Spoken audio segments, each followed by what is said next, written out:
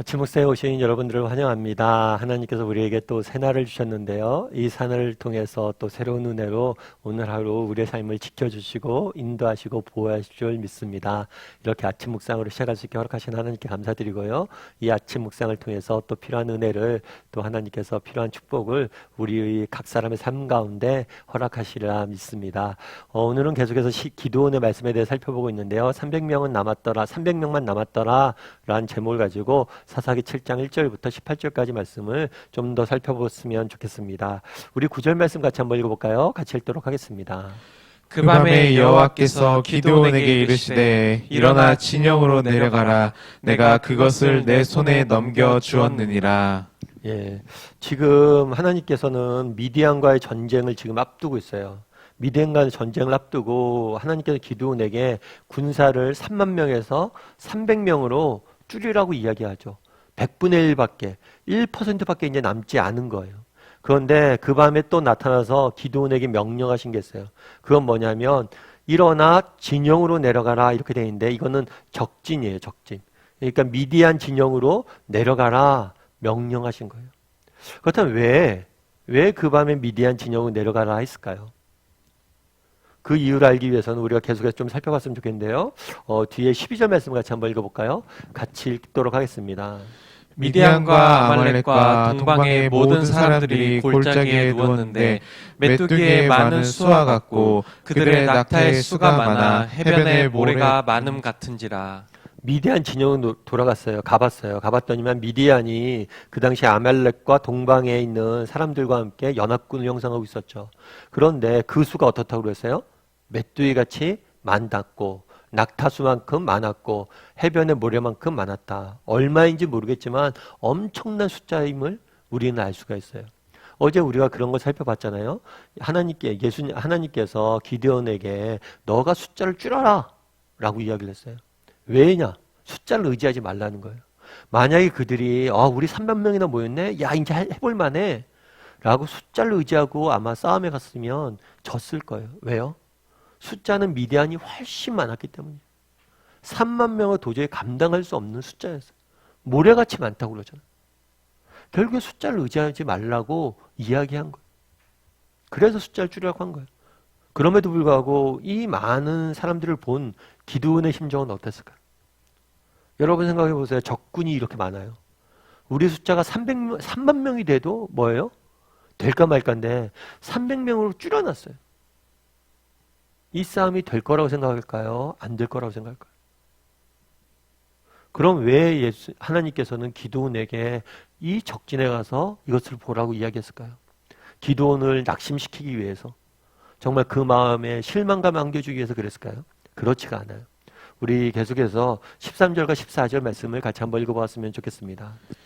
기드온이 그곳에 이른즉 어떤 사람이 그의 친구에게 꿈을 말하여 이르기를 보라. 내가 한 꿈을 꾸었는데 꿈에 보리떡 한 덩어리가 미디안 진영으로 굴러들어와 한 장막에 이르러 그것을 쳐서 무너뜨려 위쪽으로 엎으니 그 장막이 쓰러지더라. 그의 친구가 대답하여 이르되 이는 다른 것이 아니라 이스라엘 사람 요아스의 아들 기드온의 칼이라. 하나님이 미디안과 그 모든 진영을 그의 손에 넘겨주셨느니라 하더라. 예, 기드온이 가서 이야기를 들었어요. 이야기를 들었는데 뭐냐면 두 사람이 대화를 하고 있어서 친구가. 근데 한 사람이 뭐라고 얘기했냐면 내가 꿈을 꿨다. 어떤 꿈을 꿨냐면 보리떡 한 덩이가 막 우리 진영에 굴러 들어오는 거야. 그래서 우리 진영을 다 무너뜨리는 거다. 이 꿈을 이야기했어요. 사실 어떻게 보면 이거는 어떤 꿈일 수 있어요? 개꿈이지. 그게 무슨 그냥 이상한 꿈 꿨나 보다 이렇게 넘어갈 수도 있어요. 그런데 그 친구가 뭐라고 대답해요? 야, 이것은 뭐냐면 다른 것이 아니라 이스라엘 사람 요아스의 아들 기드온의 칼이라 답하는 거예요. 그래서 뭐라고 하냐면 하나님이 미디안과 그 모든 진영을 그의 손에 넘겨주시리라 이렇게 해석을 한 거예요. 그런데 이 해석을 생각해 보세요. 여러분, 기드온이 꾸고 기드온을 하나님이 해석해 줬다면 일리가 있어요. 그러니까 이스라엘 백성들이 꿈이 아니란 거예요. 적군이 꿈을 꾸고 적군이 이렇게 해석하는 거예요. 그러니까 이 사람들은 벌써 어떤 생각이 있는 거예요? 하나님이 우리 기드온을 이기게 하실 것이라는 마음들이 있는 거예요. 다르게 말하면 이들의 대화 속에서 알 수 있는 건 뭐예요? 이 사람들이 두려움에 빠져 있는 걸 알 수가 있어요. 어떤 두려움에? 전쟁에 대한 두려움에. 기드온으로 인해서 하나님이 기드온을 승리케 하실 것이라는, 기드온의 칼에 의해서 우리는 죽을 거라는 그런 두려움이 이 적진에 휘감싸여 있음을 보게 됩니다. 물론 이 두려움을 주신 분은 하나님이셨죠. 하나님께서 이미 적진의 마음속에 두려움을 심어놨음을 기드온에게 보여준 거예요. 결국에 이걸 통해서 기드온은 어떤 생각이 들었을까요? 확신이 생겼겠죠. 야, 이미 우리가 이겼구나. 적들의 말을 통해서 나오잖아요. 하나님이 승리케 하실 것이라. 우리 편이 아니야. 그날에 하나님께서는 적진에 내려보내라고 그랬어요. 왜 적진에 내려보내라고 그랬을까요? 이걸 통해서 기도원에 확신을 주시기 위함이에요. 어떤 확신을? 하나님께서 이 전쟁을 승리케 하실 것이라. 그러니까 기드온의 이 전쟁의 중요한 모티브 중에 하나는 뭐냐면 두려움이에요. 두려움. 지금 기드온이 두려움에 떨고 있었죠. 뭐로 기드온과 원래 이스라엘 백성도 두려움에 떨고 있었어요. 뭐에 대해서? 미디안으로 인해서 두려움에 떨고 있었어요. 미디안 군사로 인해서. 그런데 실제로 미디안 군사는 누구에 대한 두려움에 떨고 있었어요? 하나님과, 정말 하나님의 손에 붙잡혀 있는 사람에게 두려움에 떨고 있는 것. 결국에 이 본문을 통해서 우리가 알 수 있는 건 뭐예요? 한 가지. 우리가 두려워해야 될 대상은 누구란 거예요? 하나님이시란 거예요. 결국 오늘 본문에서는 계속해서 하나님의 모습을 보게 됩니다. 그건 뭐냐면 기드온에게 계속해서 확신을 주시는 하나님의 모습을 보게 돼요. 다르게 말하면 우리도 마찬가지란 거예요. 우리도 이 땅을 살다 보면 뭐에 빠질 수 있어요? 두려움과 염려에 계속해서 빠질 수 있어요. 그랬을 때 하나님께서는 계속해서 우리에게 뭘 하시길 원하시는 거예요?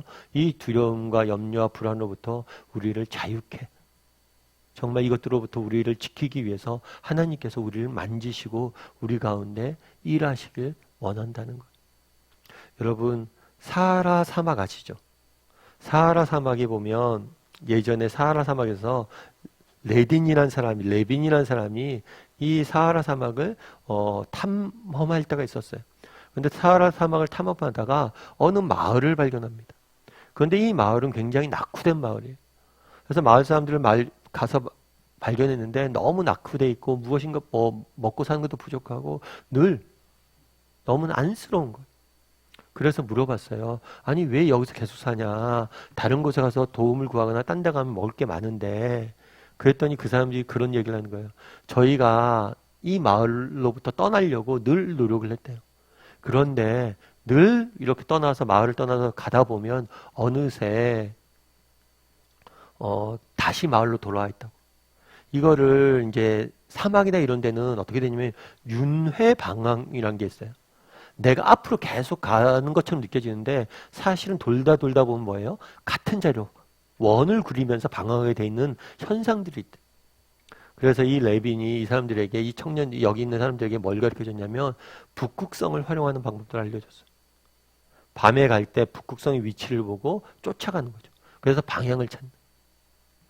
그래서 북극성을 바라봤을 때 너희가 길을 헤매지 않는다고 그랬다는 이야기를 하더라고요. 참 저희도 마찬가지죠. 이 땅을 살다 보면 방황할 때가 있어요. 정말 두려움과 염려, 걱정거리에 빠질 때가 있어요. 그랬을 때 우리가 해야 될 것이 있다는 거예요. 그건 뭐예요? 정말 하나님을 바라보는 거죠. 정말 우리의 영원한 도움이신 하나님을 바라보는 거예요. 그런데 오늘 기드온을 보십시오. 처음에 기드온에게 어떻게 했어요? 하나님께서 양털로 보여주셨죠. 그 다음에 어떻게 하셨어요? 또 적진에 가서 이 보리떡 꿈을 보여주셨어요. 계속해서 기드온에게 이렇게 보여주시는 방법을 보여주죠. 다르게 얘기하면 우리가 정말 한 번 응답받았다고, 내가 한 번 확신 가졌다고 이 확신이 흔들리지 않고 그런 게 아니에요. 다르게 말하면 우리도 매일같이 확인해야 되는 거예요. 우리가 아침 묵상하는 이유도 거기에 있어요. 여러분 정말 하루에 그냥 우리가 주일날 얘기 들었고 하나님 우리 지킬 거라는 거 알잖아요. 그런다고 세상 사라지는 게 아니에요. 매 순간순간 매일매일 확인해야 되는 거예요. 바라봐야 되는 거예요. 그랬을 때 이게 사라지는 거예요. 그래서 여러분 우리가 아침 묵상하는 이유도 여기에 있어요. 계속해서 바라봐야 되는 거예요. 그래서 기드온에게도 양털뿐만 아니라 계속해서 하나님께서 확신을 주시기 위해서 계속해서 보여주는 거예요. 다르게 말하면 너희가 계속해서 나를 바라봐야 된다는 거예요. 그래서 우리가 야 이렇게 아침 묵상하는 이유도 있습니다. 여러분 오늘 하루 또 세상 속에 우리 살아가잖아요. 그러면 나는 얼마나 하나님을 바라보는 사람인지 돌아봤으면 좋겠어요. 그리고 하나님에게 자꾸만 시선을 맞추려고 노력하는 사람이 되었으면 좋겠어요. 정말 하나님을 바라보고 하나님께 시선을 맞추고 정말 어려움이나 염려나 걱정이 들면 그 순간 기도하세요. 기도하다 보면 뭐예요? 하나님에게 맞춰지죠, 우리의 시선이. 그리고 여러분 불안과 걱정과 염려가 찾아올 때 말씀 보세요. 그 말씀을 통해서 하나님 어떤 분이신지 배우면 우리의 두려움이 사라지는 것을 느끼게 될 거예요. 그래서 이번은 나는 얼마나 정말 나의 시선을 하나님에게 맞출 수 있는 사람인지, 정말 하나님을 바라보면 내가 얼마나 확신을 갖고자 늘 노력하는 사람인지, 하나님 앞에 나가서 하나님을 바라보고 교제 나누려고 노력하는 사람인지 돌아봤으면 좋겠고, 오늘 하루 살면서 정말 염려가 들거나 걱정이 들거나 그런 순간 잠깐이라도 하나님 정말 이런 마음이 있습니다. 절 도와주세요. 이렇게 고백할 수 있는 사람이 되었으면 좋겠어요. 그러면 하나님께서 그때 여러분에게 우리를 확신을 주고 두려움으로부터 자유롭게 하실 줄 믿습니다. 그런 믿음을 가지고 오늘 하루 하나님께 시선을 맞춰 살아갈 수 있는 저와 여러분이 되었으면 좋겠습니다.